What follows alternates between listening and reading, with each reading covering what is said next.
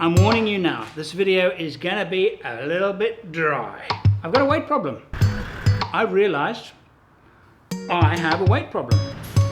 No, not that. That. I'm Andrew St Pierre White. Join me as I share my passion for building four-wheel drive trucks and then traveling to the remotest parts of the world. I put the Trippy on a weighbridge and did a fine calculation, and I realized that when I was crossing Australia with Kate, I was over GVM. Not by a lot, mind you, by a very small amount, but I was over. Probably to the tune of 40 kilograms when we were full fuel, full everything, 2 spare wheels in the back, and the whole bank chute. I have to shed some weight because the alternative is a GVM upgrade. Now, what does a GVM upgrade mean? It means that I have to do some changes to the lights, changes to the springs, have it weighed, have it certified, have it checked out, and 600 kilogram springs at the back, which makes the ride horrible. So, horrible ride, lose some weight. Those are my choices. You see, the thing is that I don't need to lose a lot of weight. I really don't. I reckon if I can lose 60 kilos, I'm safe. 60 is the goal. One of the ways is to change the wheels. Now, if I am going to lose the weight from the wheels, all I have to do is to take one spare wheel off the back. That's 42.5 kilograms straight off the bat, plus the 7 or so kilograms for the wheel carrier arm. So I'm almost there, but I want to carry 2 spare wheels. Now, one of the thoughts that I had was that the KM3 and this kind of tire are very, very strong. Do I really need a second spare? Because that would solve my problem, just like that, done. But then what happens on a trip when I'm in the middle of nowhere and I do lose a tire? I've ruined my trip. I'm then going to be, the whole trip then is going to be dependent upon not having another tire failure. And that's not an option. I have to carry 2 spares. But how much do my wheels actually weigh?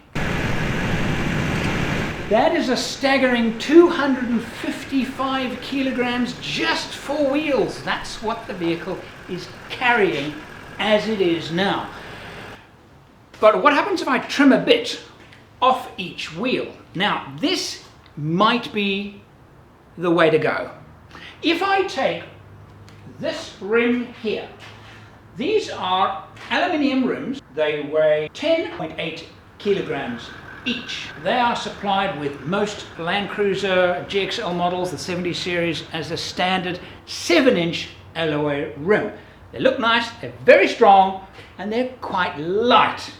Much better looking than the other standard rims now supplied with 70 series Land Cruisers, the 6-inch steel rim at 12.5 kilograms. That's a saving of 1.7 kilograms each and a total of 10.2 kilograms saving.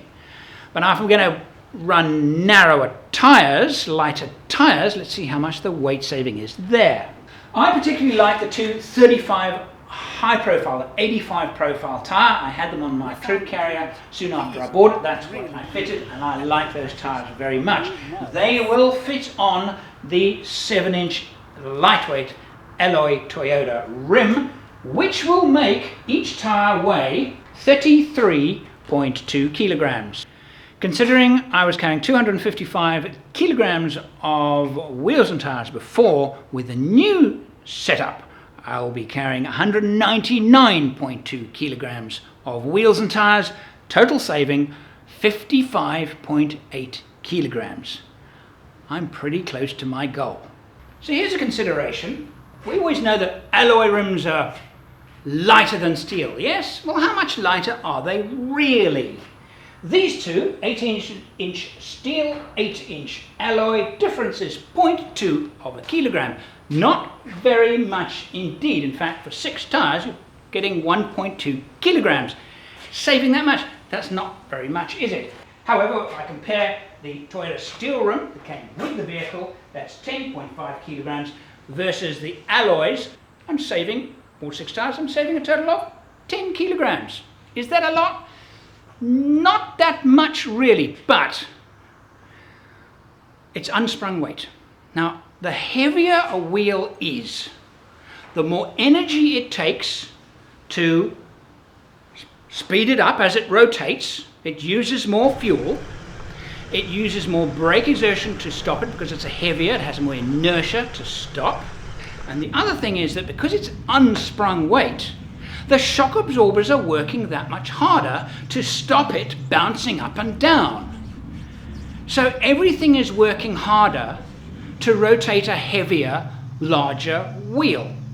That is why manufacturers actually work very closely with the engineers in terms of what's the optimum wheel size, optimum tire size for the performance, particularly fuel economy of the vehicle. Because all of these vehicle manufacturers are fighting to save fuel.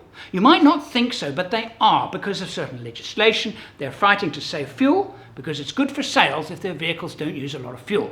And they're fighting emissions. The more fuel they use per wheel revolution, the more emissions they give out, and the more they've got to do something about correcting those emissions. And already in engines such as this, there are horrible things like exhaust gas reticulation or recirculation. Part of the exhaust gas goes back into the engine and is burnt again. It doesn't say fuel, but it does mean that the gases that come out of the exhaust pipe are cleaner. They are fighting to meet regulations. And that's why they don't put big wheels and big heavy wheels on the vehicle. So I've actually gone from marginally over GVM, 2 people, fully load, to quite comfortably under GVM with the same load. So what have I lost by doing this? Looks. I like the wide tyre look, although the Trip Carrier actually performs better with narrow tyres in most conditions, and certainly for what I use it for. And of course, the ROH rims are beautiful, whereas these rims are just nice.